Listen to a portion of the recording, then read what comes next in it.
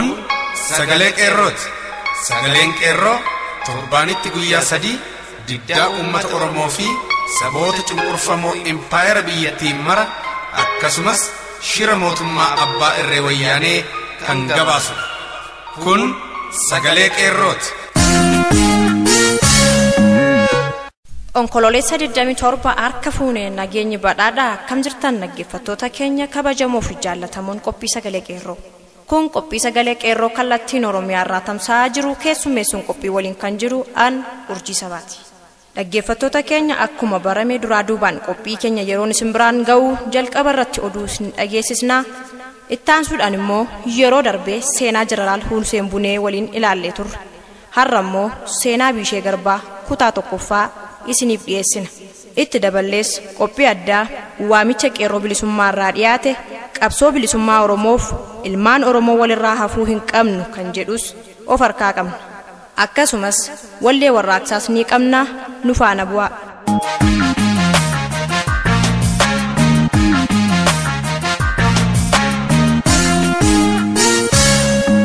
Hangafoota oduu.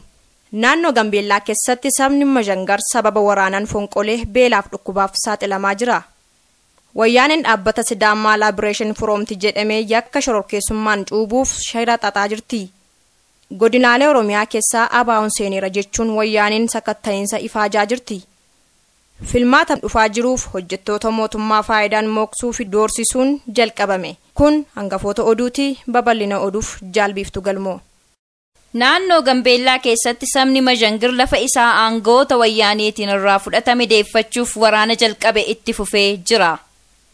Sababa waraana kanaattis uummanni Majangir qe'eef qabeenya isaanii irraa kan godaanan yoo ta'u, keessaafuu daa'imman, dubartootaaf maanguddoon qe'ee isaanii irraa fonqolanii beelaaf dhukkuboota garaagaraaf akka saaxilaman agabaasaan sagalee qeerroo bakkichaa nuuf mirkaneesseera. Wayyaaneen dhaabbata uummata Sidaamaa kan Sidaamaa Liberation Movement jedhamu biyya keessatti karaa seera qabeessa ta'een falmaa geggeessaa jiru dhaabbata shororkeessaa fakkeessitee galmeessuuf ifaaf dhoksaan socho'aa akka jirtu saaxilame. Wayyaaneen dhaabbata Sidaamaa Liberation Movement jedhamu kana yakka shororkeessummaan cubbuuf yookiin faluuf kan isheen hojjetaa jirtus karaa damee tika ishee akka ta'e ifa ta'eera. Wayyaaneen dhaabbilee akka adda bilisummaa Oromoof Gimboota Hayaa jedhaman deeggarsi isaan uummata irraa qaban waan itti cimeef falmii isaan wajjin qabdu deeggarsa uummataa wajjin dorgomuu irraa daba garaagaraa uumtee dhaabbilee kana shororkeessitoota jettee akka seera tumattee jirtu ni yaadatama.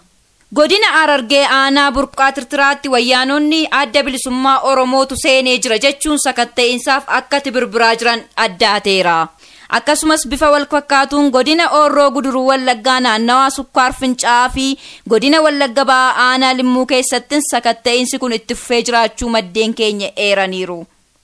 Magaalaa Finfinnee keessatti hojjettoonni mootummaa biiroolee federaalaa keessa hojjetan filmaata bara 2015 kanaaf sagalee isaanii akka kennaniif gochuuf walga'ii geggeessaa akka jiran beekameera.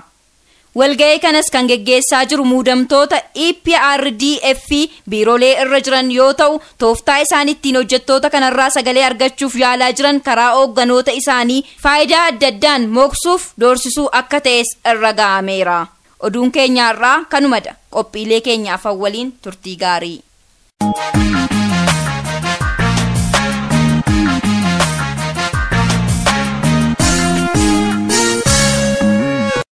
Qabsoo bilisummaa Oromoof ilmaan Oromoo walirraa hafuu hin qabnu.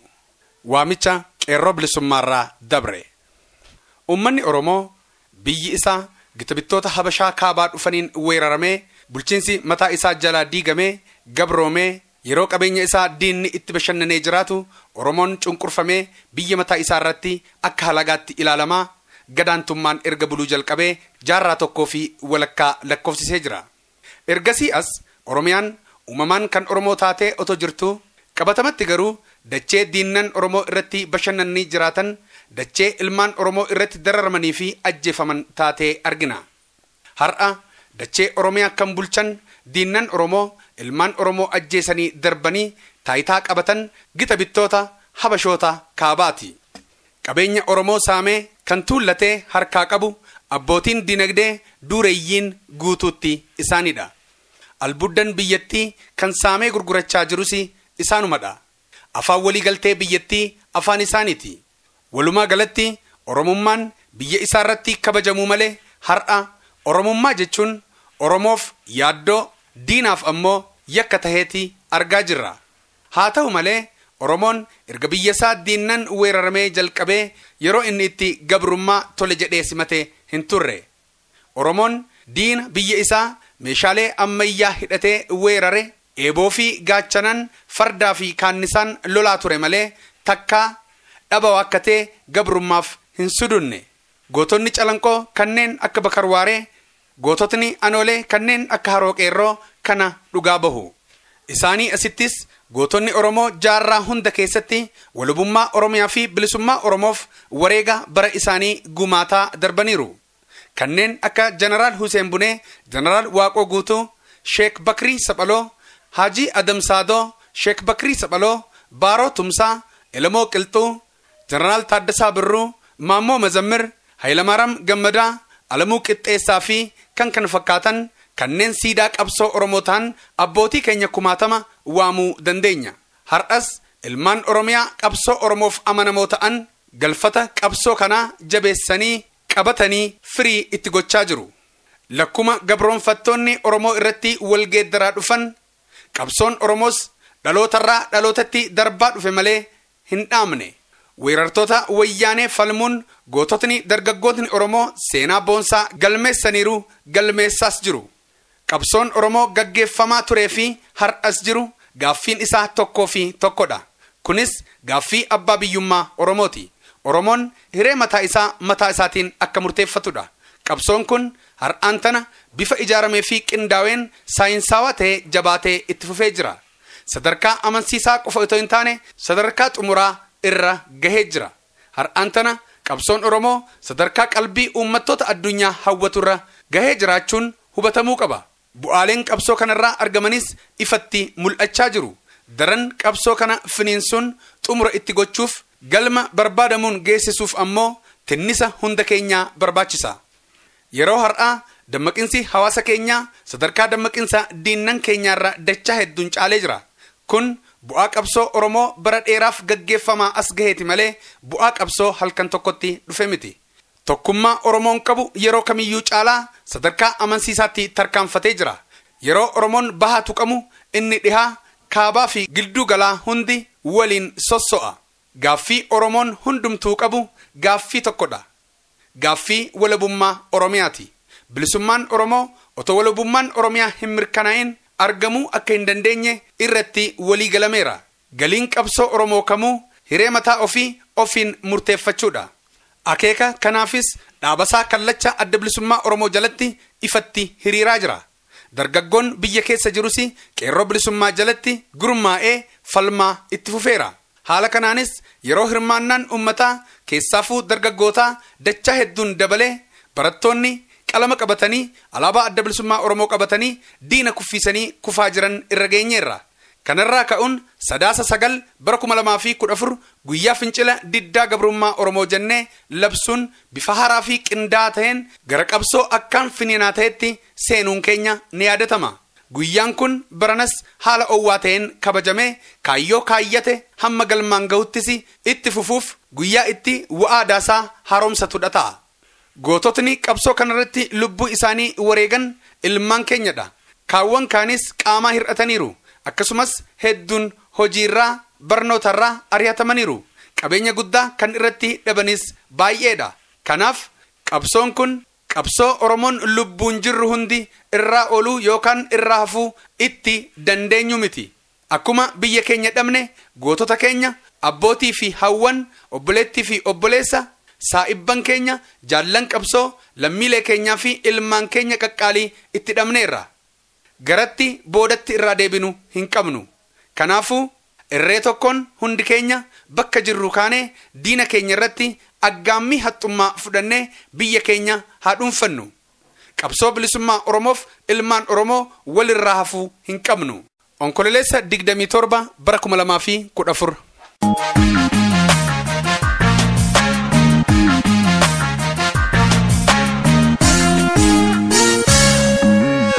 Seenaan hundee dhalootaa fi maatii Abiishee ragaa Afoola Horroo keessatti bal'inaan ni beekama. Seenaa Abiishee Garbaa barreessuuf dursa seenaa Oromoo Horroo sakatta'uun dirqama.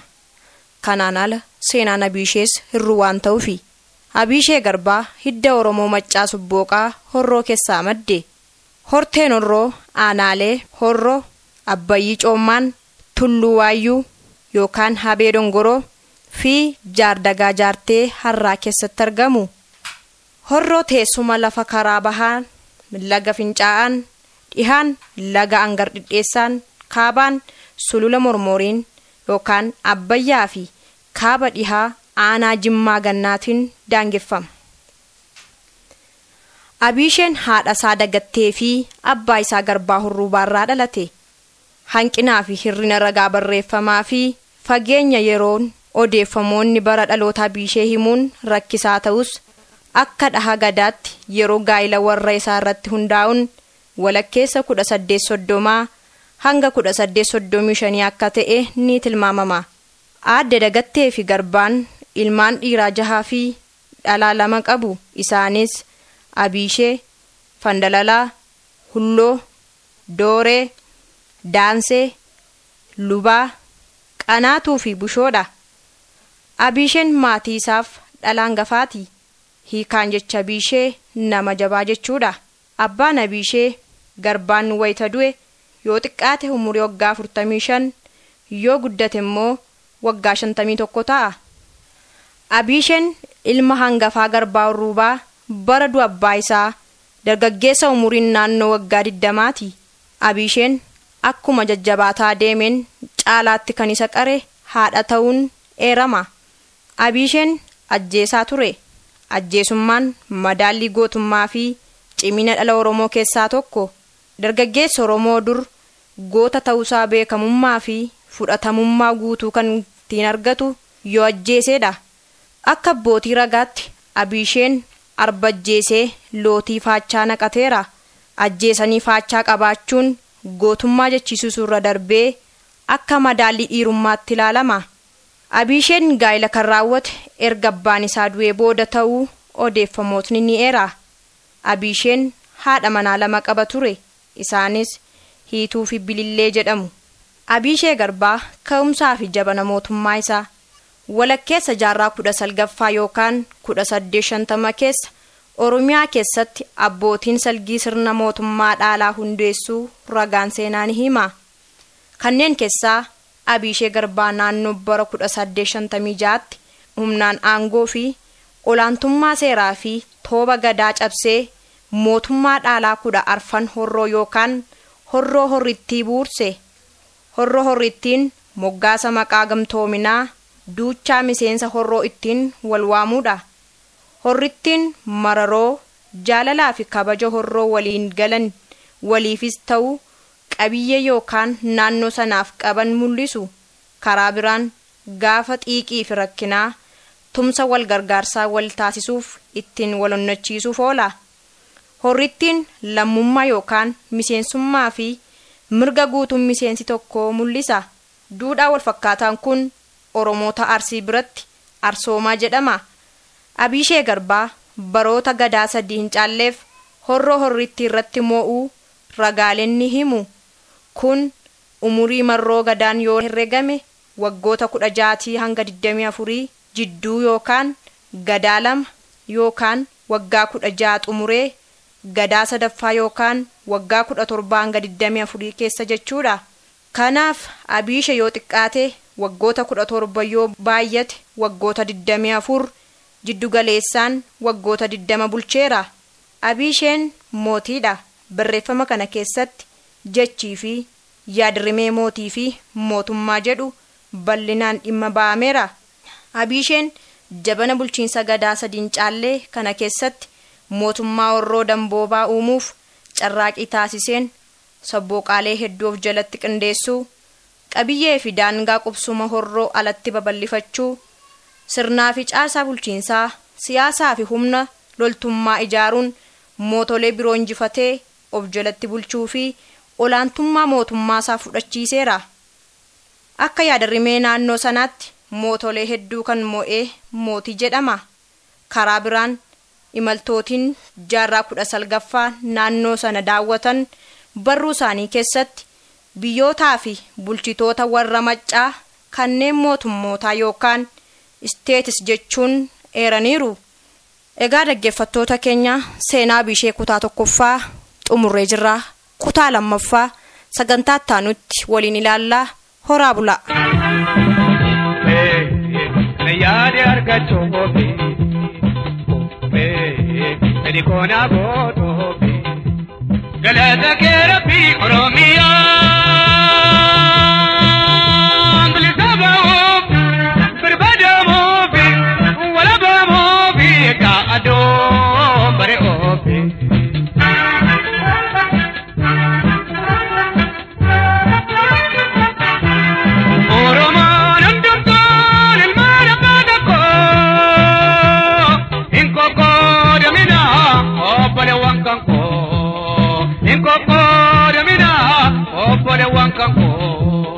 Wagani pagodo babajana dure amma yangenyan kuno wala garre amma yangenyan kuno wala garre yar sabako mangodoni ya sabako oromoni kudan injanno torban janno abor injanno sadin janno elaman janno tokkotadi Oromiyani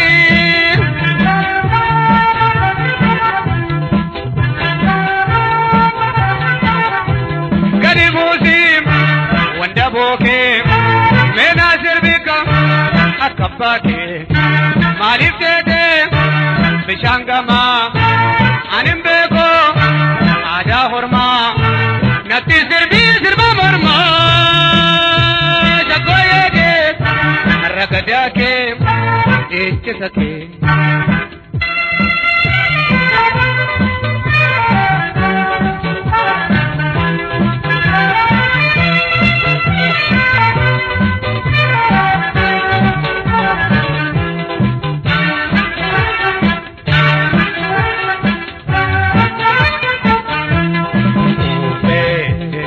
yaade argachuufi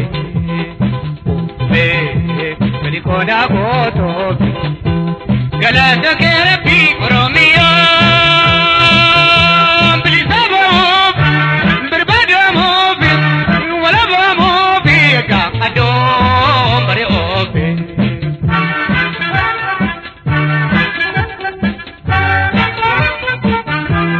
Bilisummaa keenya nooyi wallaallu noof dandeenya alagannonnaadho noof dandeenya alagannonnaadho wal malee firan qabnu tokkummaa jabeessa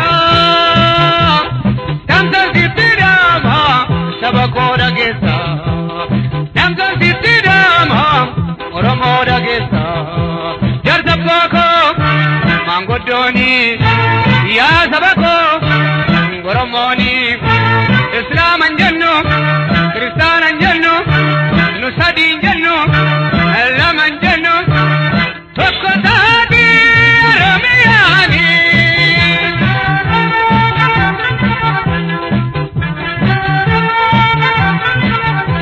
gadi busika wanda boke mena sirbika akabake malif tetere bishangama animbeko ada horma nati sirba morma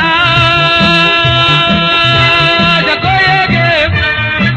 Kabajamtoota dhaggeeffattoota keenya sagantaa keenya kan guyyaa har'aa raawwannee jirra.